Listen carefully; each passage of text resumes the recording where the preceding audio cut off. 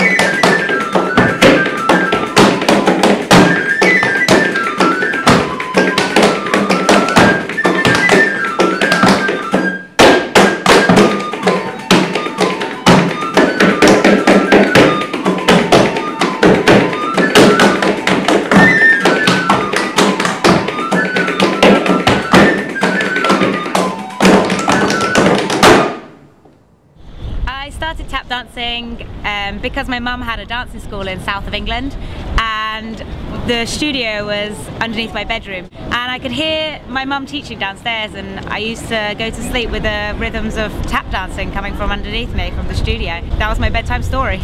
I started to tap dance when I was about 8 years old.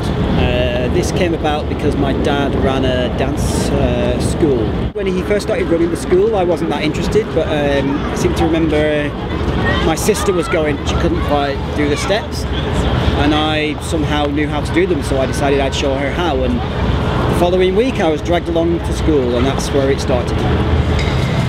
I started tap dancing when I was about 8 years old. It's a pretty standard tap dancer story. I saw Singing in the Rain, age 8, and yeah, that was pretty much the best thing I've ever seen. And back then I decided I wanted to be Debbie Reynolds when I grew up. Started off as a drum kit player and then did a degree in classical music, which is all very relevant still, I feel, to what I'm doing. But then since then, more interestingly, I kind of took a few journeys around the world, studied in Cuba for 5 months, spent some time in Istanbul in Turkey, and also a couple of times I've been to Morocco, and I studied Indian music with a guy in London on the tabla.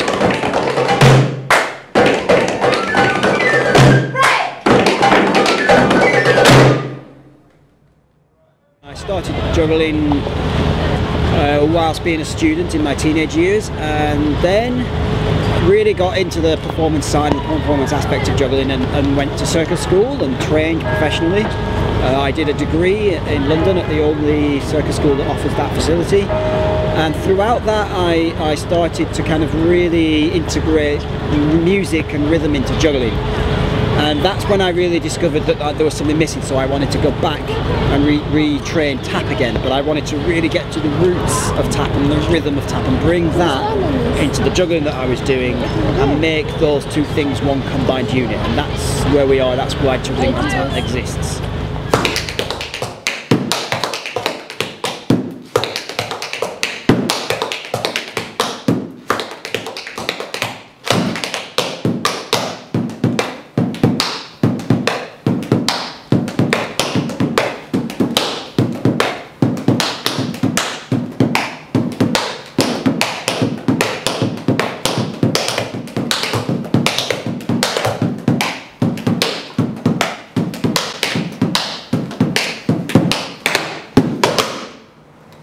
I got a lucky break and ended up on a cruise ship in a percussion show that was a sort of, you know, a little bit like Stomp. We were playing percussion on oil drums, that kind of thing. And on board that ship there were some real musicians. We were working on a cruise ship in the Caribbean. We got thrust together through no choice of our own, and obviously we were living in a shared cabin together, and we were on the same contract. We got thrown in at the deep end. We had to present and perform a little 5-minute sort of piece that was going to be performed on the cruise. So we decided to just blend our skills.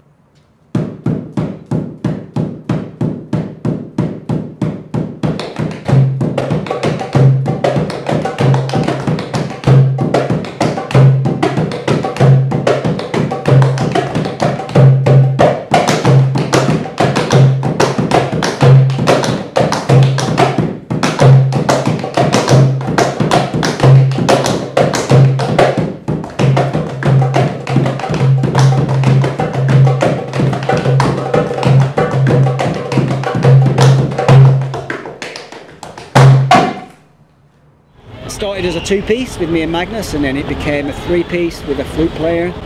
It's now a 5-piece. We've got some great tap dancers in this now, and so that's how that project started, and it's ever evolving. I got involved with juggling on tap through a jam actually in London. I met Stewart and he said to me, hey, why don't you come and work with us, it'll be fun.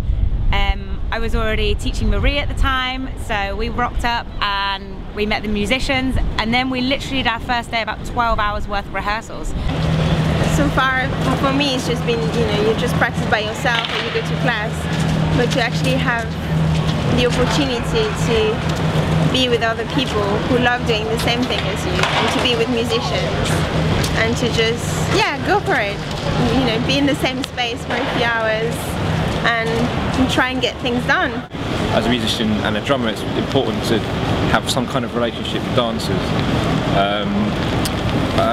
and tap dancers in particular, because there's obviously a really obvious percussive rhythmic element involved. Marie swings like hell. I like doing the choreography part of it. Stewart juggling and tap at the same time. I mean, I've never seen it before. I think it's cool. I think the three of us working together is a really awesome group.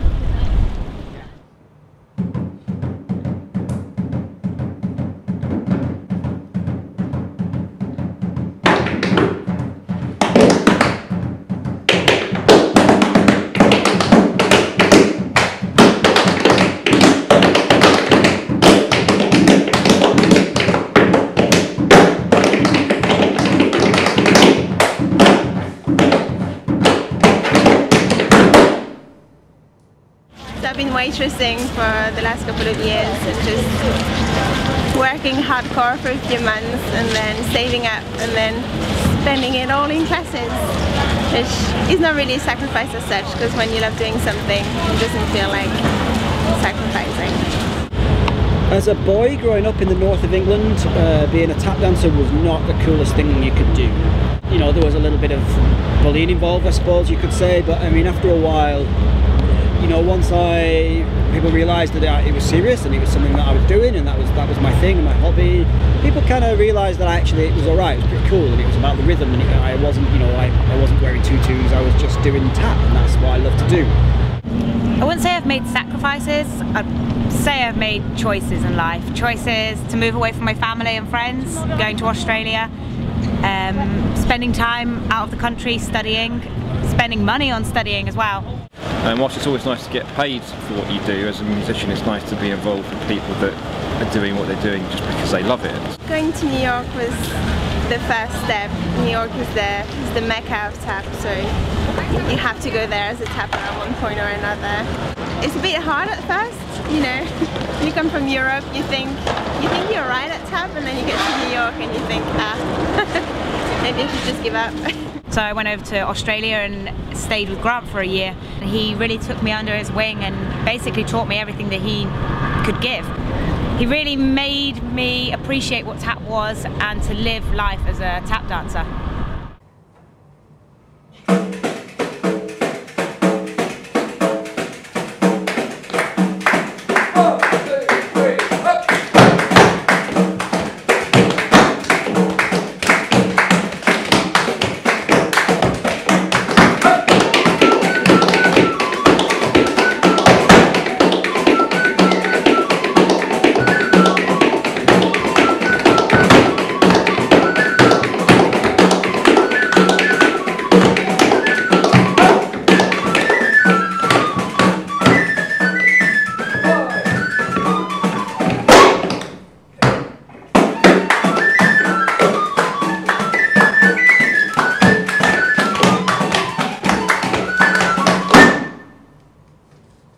The person that I utterly admire the most, and is the reason why I was a tap dancer, it has to be my dad. In the 50s, there was a lot of women used to work in the factories, and they used to walk down that street every morning wearing clogs. And the rhythm of the clogs used to wake up my dad every morning, and he used to just hear that. It was ingrained in him. Probably would be my mum, first of all. Grant Swift, because he did a year of training with me and was just so supportive. Then the guys in America, I mean, Michelle Dorrance, Chloe Arnold, Jason Samuel Smith, Dormisha, Derek K. Grant.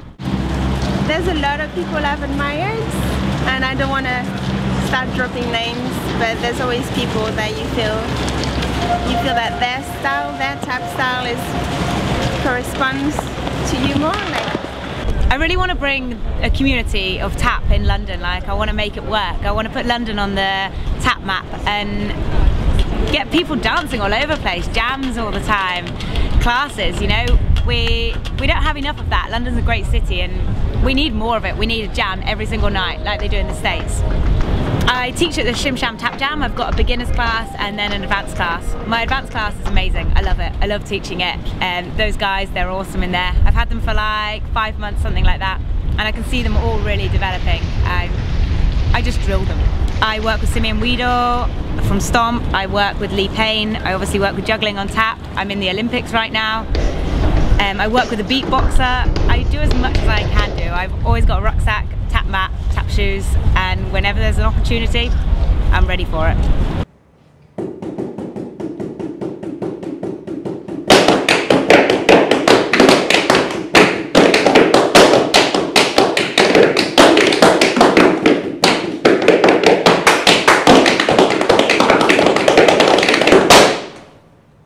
I guess tap is just my life. It's all I want to do. It makes me happy. If I'm ever sad, I literally will just put my tap shoes on and get in a studio and jam. I just love it. I think it all stems from, you know, seeing that Singing in the Rain when I was young and just completely falling in love with this whole world. We watched Singing in the Rain forever and we loved it. We tried to recreate some of those routines as a family, you know, that's what we did. It's dancing and making music at the same time, and I don't think there's anything better or more fun to do.